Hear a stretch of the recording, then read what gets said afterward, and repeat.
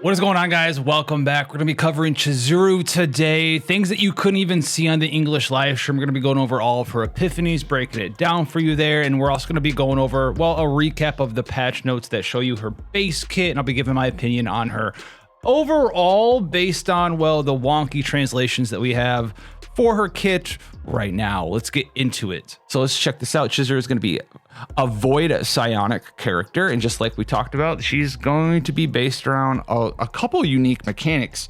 One of them generating cards, because guess what? She's a psionic character.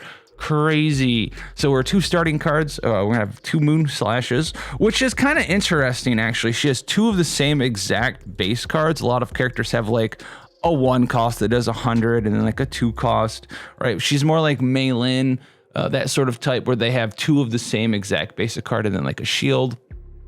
She also has Karmic Flames, which has initiation on it. It's going to do a 100% damage mod, and then you're going to start seeing her own unique mechanics, which is Curse Shackles and this Will-O-Wisp the Flame. So before we go through all of the cards here, let's go down to her exclusive effects. So exclusive resources as well. So bind is going to be something we'll see on her cards. When bind cards of a unit are in hand, they stack into 1 card. If bind is 3 or higher, it changes into Shadow of the Moon Plus. All right, and when that card Shadow of the Moon Plus is used, it resets your stacks of bind, and bind stacks up to 5 times. That's going to be her exclusive talent. The exclusive resource is Will-O-the-Wisp, and Will-O-the-Wisp, when 5 of those stacks are gained, you create 1 normal Shadow of the Moon.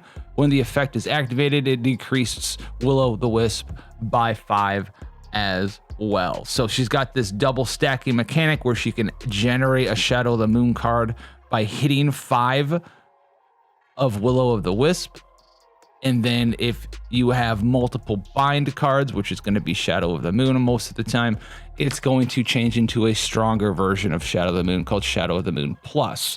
On top of that, we have the Cursed Shackles, which is an effect when an ally uses an attack card other than a bind card on a target with Cursed Shackles, you will gain 1 Will-O-the-Wisp for each hit. All right, when applied to a different target, remove Cursed Shackles. So Cursed Shackles is going to be a debuff that you apply with this character, with Chizuru, and very similar to something like whenever someone in your party uses an attack card, like with Hugo to proc his Commence the Hunt, when someone uses an attack card on someone who has Cursed Shackles in a Chizuru team, that is how you're going to gain your Will-O-the-Wisp stacks. You gain 1 stack for every hit of the card. So multi-hit cards are going to be this character's best friend, but you can only have Cursed Shackles on 1 target at a time. On top of that, she's going to have this effect called Inhibit, which is a heck of a drawback. So you cannot gain AP except at the start of the turn or on Ravage when you break something's tenacity meter, and it adds 1 hit to Shadow of the Moon as well as Shadow of the Moon Plus. So that's going to be a special effect / buff that you can gain where you trade off on being able to gain AP with someone like Mika, or even more importantly, if you're trying to break this character, come up with cool teams for her. If you cannot gain AP except at the start of the turn, not only does that turn off stuff like Mika, it also turns off any Divine Epiphany card that gives you AP, or any sort of Epiphany card that gives you AP on any of the characters in the game, which means that you are really limited. It even would affect like Sphere of Randomness or whatever that gives you like +1 card draw, +1 AP at the start of the battle. That wouldn't work either. Okay, so let's go up and check out the rest of these skills here, the base versions. So she's gonna have a card called Sukiomi, right? That can Epiphany. For each hit of the next attack card you use on this unit, you gain 2 Will-O-the-Wisp. Okay. Then we have Bound of Dusk Initiation, which is a card that has a unique effect. You can't duplicate this in your run. The start of the turn, gain Inhibit, decrease cost by 1 unit, 1 random card of another combatant. Okay, what? What this actually should mean, and I can show you over here, is that this is going to be a card that allows you to, basically, it's like one of those weird cards. It kind of just gives a lead to a card for the most part, at random at the start of your turn, right? So at the start of your turn, decrease cost of a card of your hand by 1 until you use another combatant's card. So it can basically just give lead is what this card does. Fine. Oni Hunt, haste, so it's not going to reduce turn action count on your enemies. 3 hits of 60 mod, and then plus 30% damage amount to the next bind card. And then Shadow of the Moon is the thing we've talked about a lot here. Bind 1, retain 50% damage, and then for each bind stack, plus 20% damage amount. Remember that bind stack can go up to 3, and it doesn't actually show what Shadow of the Moon plus here does. Ego Skills, 250 mod, plus 50% damage for each Shadow of the Moon card created. Doesn't say created this turn, just says created throughout the battle. So you'll be able to get this up to a maximum of 750% damage multiplier. Her Manifest Egos, which is her dupes, we can go over real quick. 20% damage to Shadow of the Moon plus, and then a 3% heal amount based on your max HP, which is fine, but her biggest payoff card, her hardest hitting card, should be Shadow of the Moon plus. It's what all of her gimmicks are about up here. So E1, hey man, plus 20% damage to your hardest hitting card. Is that cool? Yeah. Is it absolutely game breaking? I'm not quite sure. It depends on how many Shadow of the Moon pluses we can pop off with a good dedicated Chizuru build at the end of the day. Then we have the Awakening Memory. When using Shadow of the Moon plus, create 1 Shadow of the Moon, which gives you like a little bit of a refund, because remember, the way you get Shadow of the Moon plus is to basically get 3 binds, right, on your Shadow of the Moon. So it's a bind card up here. Shadow of the Moon is bind 1. You need to get it to bind 3. When you add multiple bind cards to your hand, they can merge together. You need to get to bind 3 to get access to Shadow of the Moon plus, and this will give you 1 back when you use a Shadow of the Moon plus, meaning that you only need to get 2 more Shadow of the Moon to make another plus version, which has the potential to sound, I mean, that sounds really good. Anytime you're telling me on a character I'm trying to combo off on, I only need 2 of the 3 instead of 3 of the 3 to keep doing that very powerful thing. This one seems like it could be a good awakening for our Manifest Ego here. 150 damage to Moonlight of the High Tide, which sure, that's your ego skill. I don't particularly care about this one. When Shadow of the Moon is created, gain 1 Lunar Shard. All right, Lunar Shard is plus 10% damage amount to Chizuru's attack cards, max 3 stacks. This is her 4th Manifest Ego, and this just sounds like a 30% damage mod. Just 30% damage increase to all of her attack cards. You should be able to absolutely poop out Shadow of the Moon cards, especially if you're at E4. You're already getting 1 back when you use a Shadow of the Moon plus, and to use a Shadow of the Moon plus, you've already well, guess what, created a couple of the Shadow of the Moons probably anyway, in order to get those bind stacks to 3 to get the Shadow of the Moon plus version anyway. So this is just like plus 30% damage. Seems good. We don't need to talk about 5 because it's just random basic upgrades. And then 6 is when Lunar Shard stacks hit 3, increase hit count of Shadow of the Moon plus by 1 as well, which means that we're just going to take our hardest hitting card, make it hit 1 time harder, and do keep in mind the amount of hits that are on our attacks do matter a fair amount, because that is how we generate more Shadow of the Moons through the Will-O-Wisp mechanic. Remember, the amount of times we hit is pretty powerful on this character. Before we get into, actually, let's just look at all of her cards right now, and we'll go into her partner. So, and then we're going to go over the rescue rate up her partner. But before we do that, though, let's take a look at the Epiphanies. All right, you'll also notice that these are going to have different names slightly. I mean, we have Sukiomi and Oni Hunter, but then we have Twilight Bond and Hellfire. This just shows that we have a little bit, like this is Karmic Flames and Bound at Dust, a little bit of translation stuff still going on here. I don't know exactly what the names of these cards will be. Also, some of the abilities here, Curse Binding Art, right? Well, you'd be like, what is that? Well, it's bind, right? Or shackle. It's shackle, the shackle debuff, Curse Shackles. So we have the first one here, 150 mod. It'll add a shackle, and then if they are shackled, it adds another hit count, which, okay. I like this second one for Hellfire here though, right? Damage 150.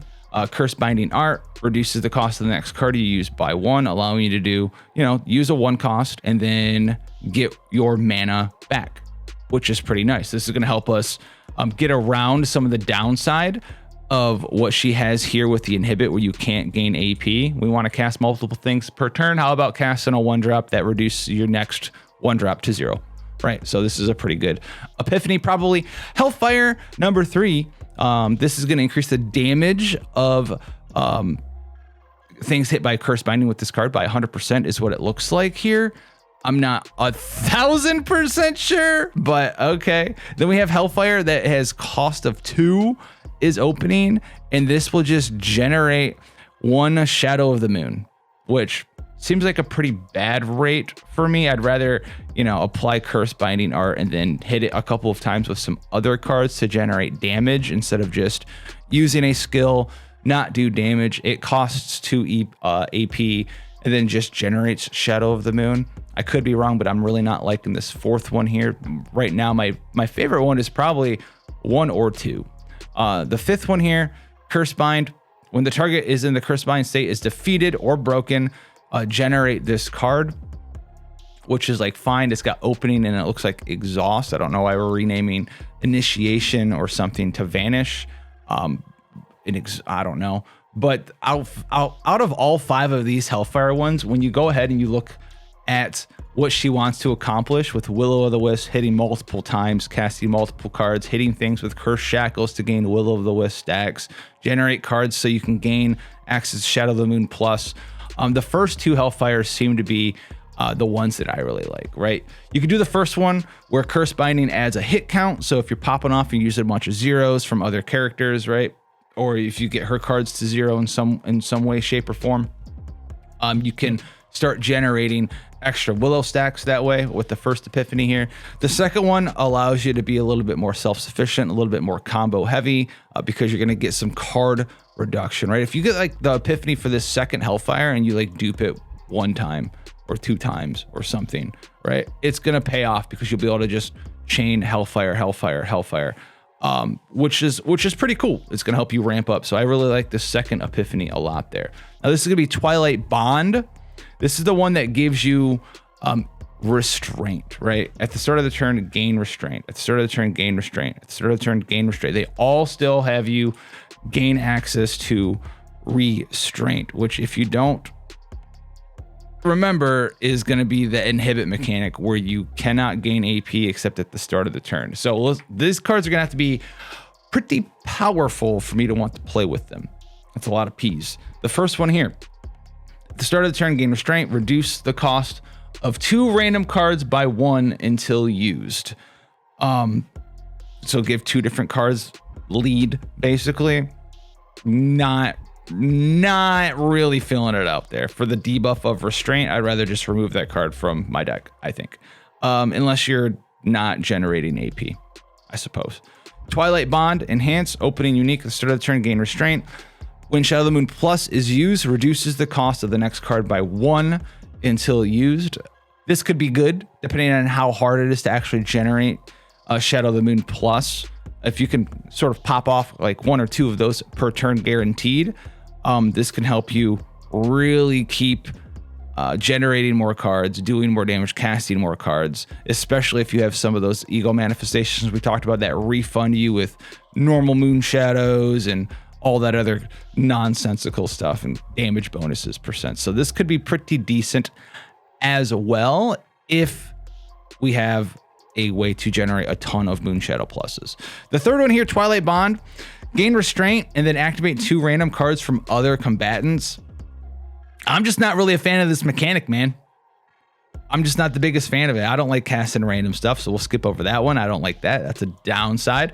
Twilight Bond here, opening unique at the start of the turn, gain restraint, activate 2 random lead cards. That sounds even worse, because now you actually have to have lead cards in your hand. Why don't I just use the first one and basically make 2 random cards lead cards?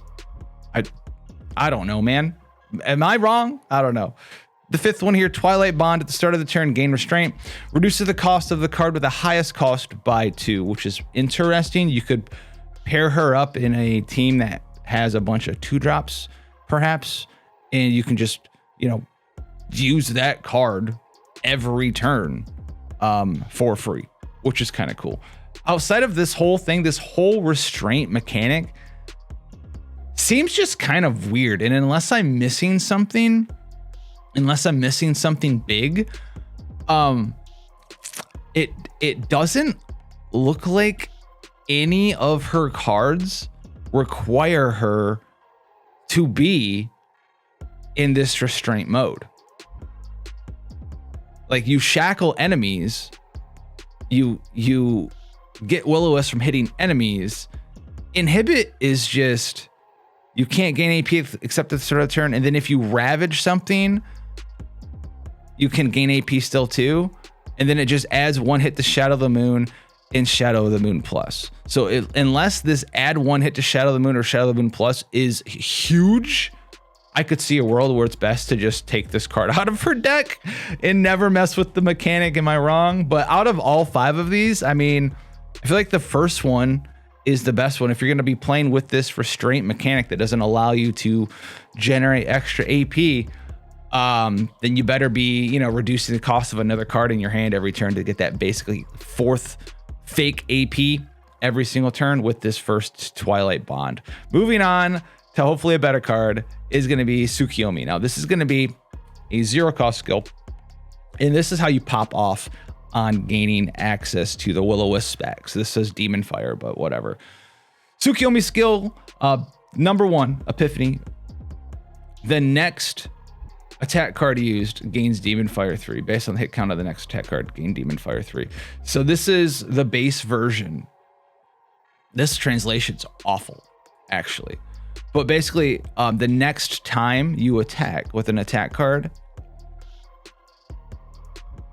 each hit will give you Will-O-Wisp 2 stacks for the base version, meaning that this version is going to give you 3 stacks per hit. So if you use this Sukiomi card and the next card that you attack with hits 3 times, it's going to generate 9 total Will-O-Wisp stacks. I mean, it's going to, go up to 5, generate a thing, probably go back up to 5 as well with the Will-O-Wisp, right? It'll generate a Shadow of the Moon. So this is the big Shadow of the Moon generator. Hopefully it works the correct way where it allows you to temporarily over cap, where if I'm generating, if I have a 5-hit skill off this and I'm supposed to generate 15 Will-O-Wisp stacks, but I only get 1 Shadow of the Moon because the cap is 5, I'm going to be feeling kind of bad. But what we should be able to do is pop a Sukiomi, right? Add a bunch of Will-O-Wisp to the next attack card we use based on the amount of hits it has, generate a bunch of Will-O-Wisp stacks, and then generate a fair amount of Shadow of the Moons, which would be cool. So this one here, pretty nice. I like the first version quite a lot, especially if you have a lot of multi-hit skills. The second version, if you don't have a lot of multi-hit skills, is going to add 1 hit to the next attack card used. And it says next attack card used.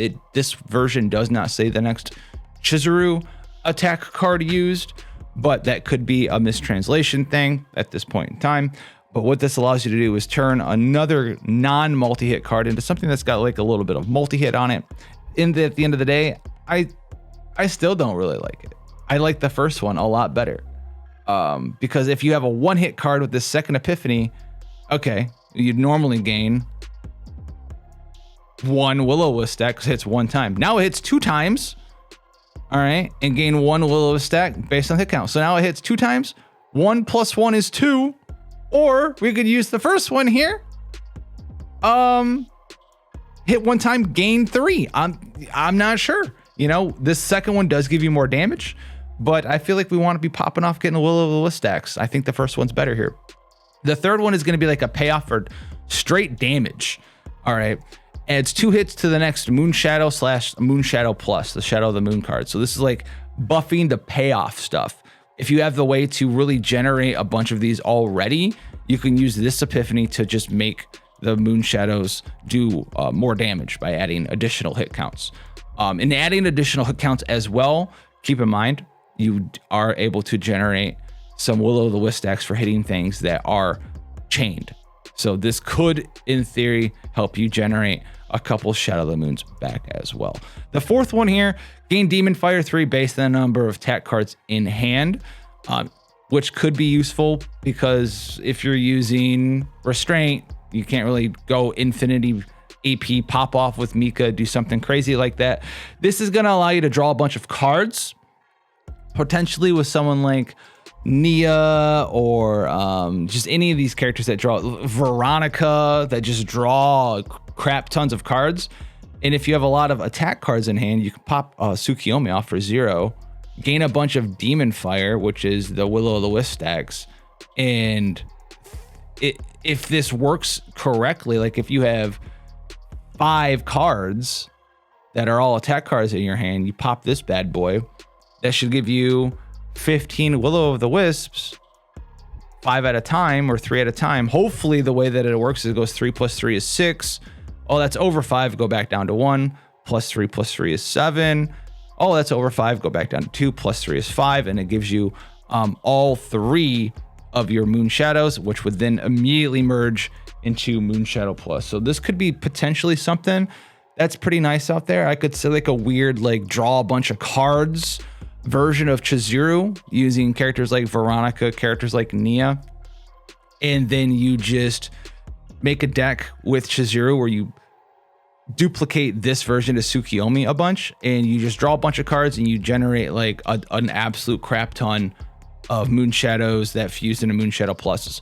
Hopefully that's how it works. If it doesn't, then I think this character is just going to be the biggest dookie of all time. If you can gain, if they have it set up, man, so you can gain, like with this Sukiomi card, 9, 12, 15, 18 stacks of Will-O-the-Wisp, basically with 1 card cast, and the 5 cap of Will-O-the-Wisp just hard locks you on only ever generating 1 thing, then they need to revisit this character. All right, 5th one here, unique. Leader, when using an attack card, generate 2 Will-O-the-Wisp stacks, which gives you just like an ease of use thing. The other ones are skills, so you have to, you know, have them in hand at the right time, where this one you just can play down, put it out there, and you'll just passively be able to get your Will-O-the-Wisp stacks. This is probably going to be the best generic one a lot of the time. When you're using just base versions, you're running through chaos, you don't have time to generate a combo pop-off potential sort of playstyle for Chizuru. I think people will be using the enhanced one. I think the highest potential one is the one where you gain Will-O-the-Wisp based off the number of attack cards in hand, or the first one over here. We'll have to see. Then we have the last one here, Oni Hunter. This is going to be like a payoff card of sorts.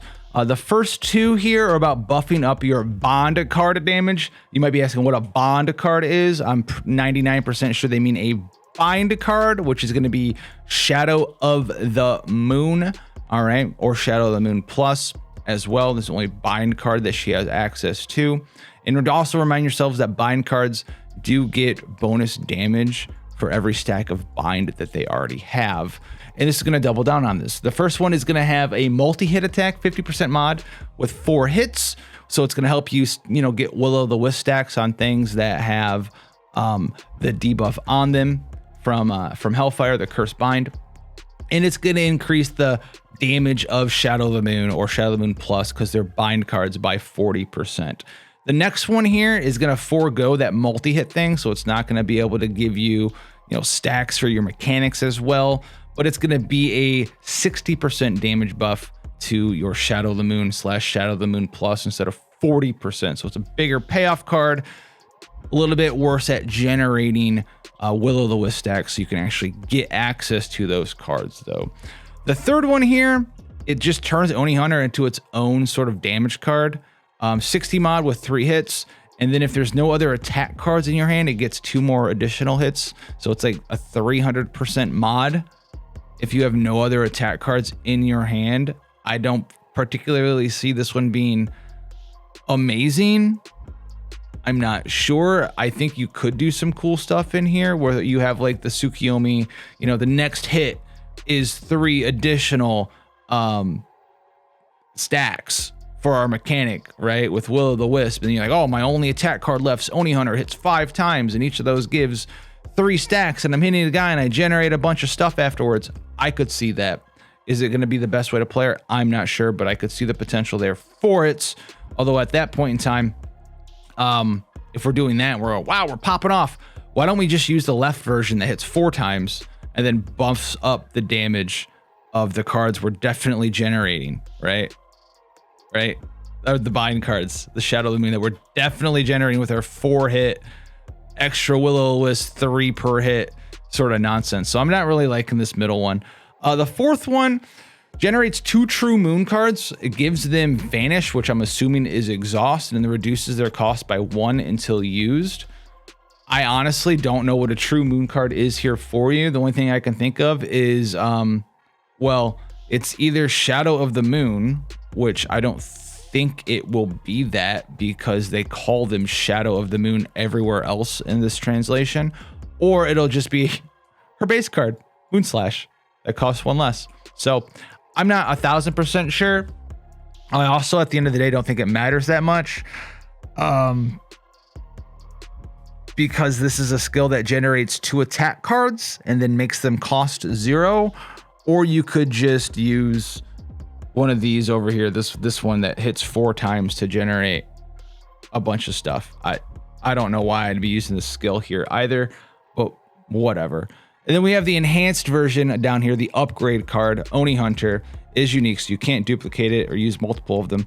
Moon Shadow Plus, so Shadow of the Moon Plus gets 40% damage amount increase, and at the start of your turn, you're gonna gain 3 stacks of your Will-O-Wisp. This is very similar to the upgrade version of Sukiomi, where we talked about like, oh, if you're in a situation, you're in chaos or stuff where you don't think you're gonna be popping off a bunch of card draw partners and a bunch of card draw teammates to really do like a combo focused, really sort of nitty gritty, high octane pub stomp and build for this character. You can go with the upgrade versions, and it sort of just gives you a little bit of what it is that the character wants to do, right? Gives you those Will-O-Wisp stacks, gives you a payoff amount on Oni Hunter here with damage percent bonuses. So these are going to be her main. I think she's an interesting character. It's hard to judge her based off of exactly what we're seeing here. The downside of her not being able to generate extra AP if you're using her upgrade card potentially raises some concerns with me. It'll be interesting if you could just choose to remove that card from your deck and just pair her with someone like Mika anyway, but we'll have to see exactly what we're going to be doing there. I think her mechanics, I have a lot of hoops to jump through based on chaining things and giving herself her own unique debuff and doing the Will-O-Wisp mechanic and adding the Moon Sword to your hand and then giving the Shadow of the Moon Plus version. So it looks like an interesting character for sure. At the end of the day, it's going to come down to what she pairs well with, and if we can break her wide open, pairing her up with some of the fantastic 4-star supporters currently offered to us in a CZN. With that being said, guys, I'm looking forward to her release. You let me know if you're pulling on her down below. Her E1 and E2 look pretty great, and that E4 looks, well, like a monster. If you want to see other stuff from the patch, check out the patch notes video, and I'll catch you guys in the next one.